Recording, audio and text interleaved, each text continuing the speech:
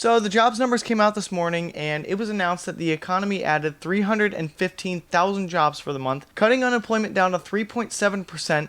And there was kind of a weird reaction from the stock market. Initially, we saw a pretty good jump in the morning that the economy's doing well despite all of the interest rate hikes. But as the day went on, the positive mood started to sour. The extremely tight labor market that we're in saw wages increase 5.2% in comparison to the same month last year. And while this number is slightly below estimates, this is still a pretty substantial increase. I think the problem is that it really locks the Fed into that 75 basis point increase that we expect in September. Especially after what Jerome Powell said last week at Jackson Hole, that he wants to be aggressive early with the rate hikes before he starts to ease off. Considering we are still in the early stages of inflation decline, with again a really tight labor market, unemployment at 3.7%, wages still going up by 5.2%, and CPI at 8%, I fully expect when September 20th rolls around that the Fed's going to announce a 75 basis point increase. Now, the good news at least is that since the expectations did come in below estimates,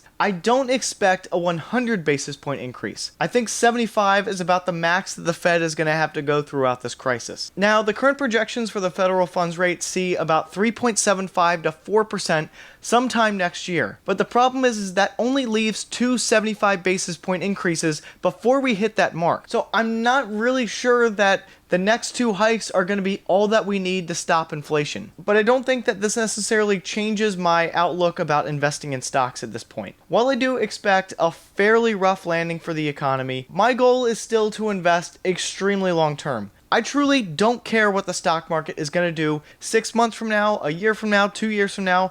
I'm investing long term. And I think that getting very fixated on a lot of these small macroeconomic movements only leads to making really stupid decisions when it comes to investing. Right over there, I'm growing a really poorly run hydroponic garden. And the thing that gardening will really teach you is patience. You don't plant a seed and the next day all of a sudden you have, a full-grown pepper bush that's growing in your office. And it's the same thing with investing. If you expect that you're going to buy a stock and tomorrow it's going to jump 20%, well, I'm sorry, but you're just setting yourself up for disappointment. So think long-term and don't panic.